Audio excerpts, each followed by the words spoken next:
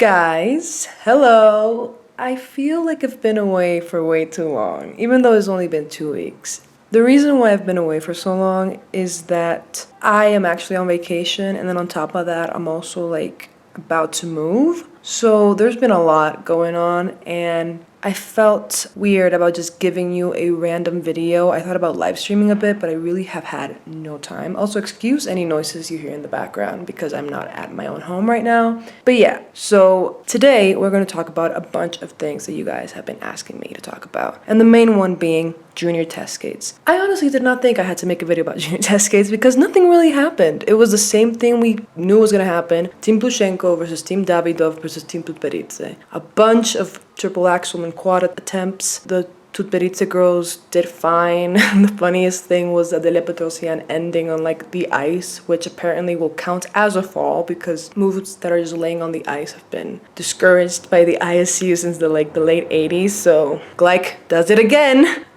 Team Davidov had Sofia Samodelkina and Elizaveta, let me get her name right. Elizaveta Bereztovkaya. Definitely messed that up. Sofia Samodolkina had a bunch of falls. Honestly, nothing insane, nothing that would shake Tutberidze to her core in fear.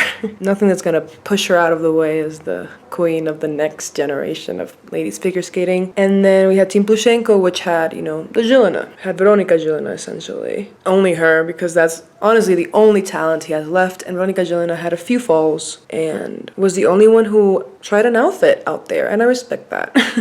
And that's honestly all I have to say about junior test skates. I don't really care about the men. I don't really know any of the young boys that are in junior test skates. I care about my Russian dance team, but nothing, insane happened. And that's all I really have to say about junior test skates. It happened. What we thought was gonna happen happened. A lot of quads, a lot of triple axels. Some made it, most didn't.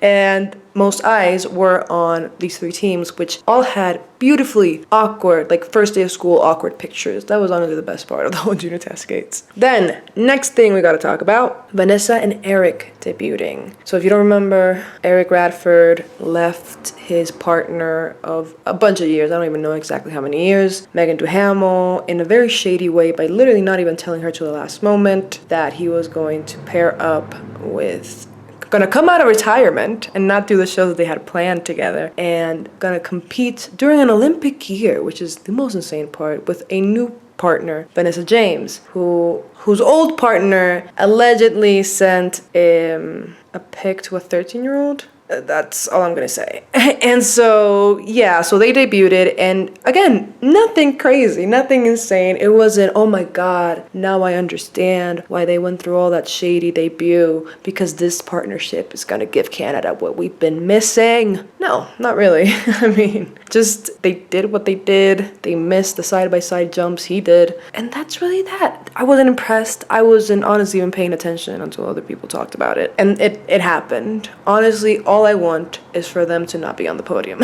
during the next competition. I don't want them succeeding. And people will hate me for that, but I really don't. I think karma is not gonna let them. But who knows, maybe the Canadian Federation is really behind them. And I don't really have much to say because I don't follow them. And unless they do some more shady stuff, I'm not really gonna cover them. Next news! So have you seen the Olympics? Russian Olympic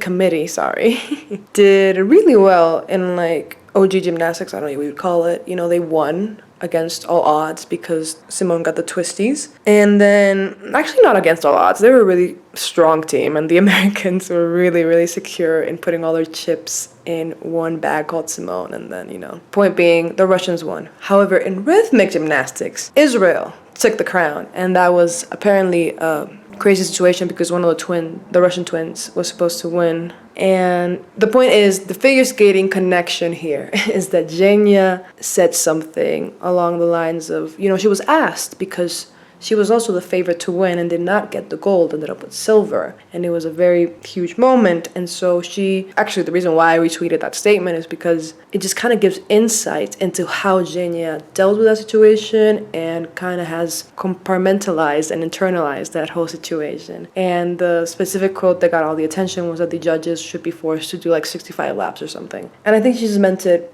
out of emotion. And to me, it just was an insight into Zhenya's own psyche and how she dealt with that silver medal when it felt maybe in the moment that the gold medal was already owed to her, and how she, kind of changed her mentality to deal with that, and how Arina is also going to have to learn to deal with that fact that she's a silver medalist and that gold medals are not promised to anyone, regardless of your previous track record. And subjective sports are going to be subjective, and this kind of things are going to happen. Actually, let me read it. She says, "Only time will help, and maybe not quite, I guess. This is truly a fateful turn of events in their lives. Only years later will the girls understand why and what was all for. Such events don't just happen. They're given to us from above for a reason. I hope that Dina and Arina will get over it relatively easily, because for every athlete, this is truly a tragedy. I wish them endurance, strength, and faith in themselves. Do not give up. Becoming the best version of themselves as proof that there was a huge mistake at the Olympics." I think that gave a lot of insight into the mentality that she went to Canada with, trying to prove everybody wrong. "Unfortunately, not only the judges, who in principle should be sent to run 350 laps as punishment, will have to live with the burden of this mistake, but the girls will have to live with it, and there is no getting away from it." So I think that gives a lot of insight into how she views her own silver medal,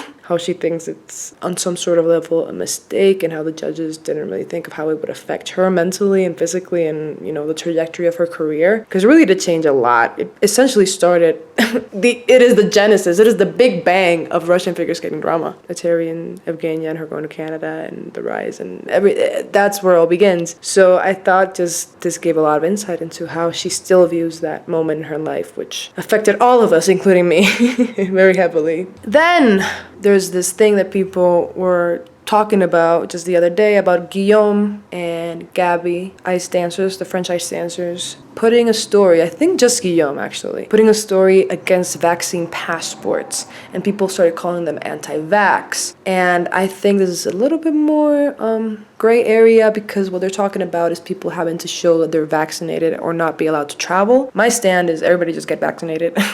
Get Pfizer, get Moderna, get the ones that have been proven to be good enough to be even put on children, which I think Pfizer is the only one. And so he shared a petition against vaccine passports because the government of Quebec has announced that a digital vaccine passport as proof with the form of QR code would be given to people who have received the vaccine against COVID-19, which honestly, mind you, most countries are already kind of enacting that when you travel into them. At least the countries that I've visited, you need a QR code that proves that you've been vaccinated or that you've at least are COVID-free. So I don't really understand why that would hinder. I mean, the real situation that we all need to be looking out for in terms of COVID and figure skating is the fact that the ISU announced that Russian skaters will no longer be able to take part in either a Junior Grand Prix in Courchevel due to Russia being placed in the red zone. Skaters would need to undergo a 10-day quarantine as they're considered unvaccinated because the vaccines given in Russia are not accepted in that region. So the ISU is working on redistributing their quotas. So that's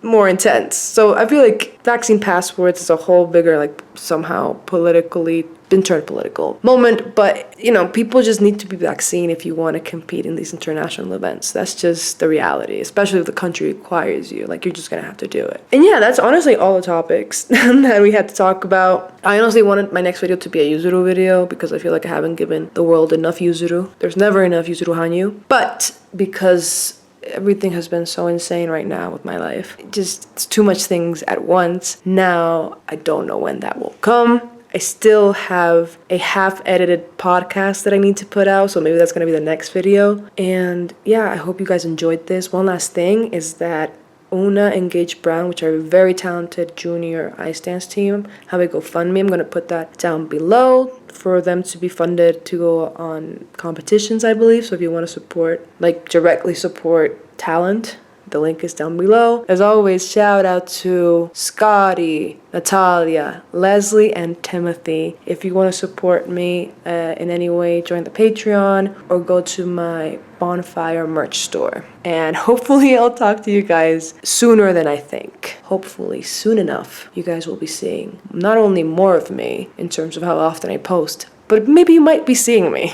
I don't promise anything, but I am thinking about it. But I do need some things to be set up before I can do that. Anyways, talk to you guys later. Bye-bye.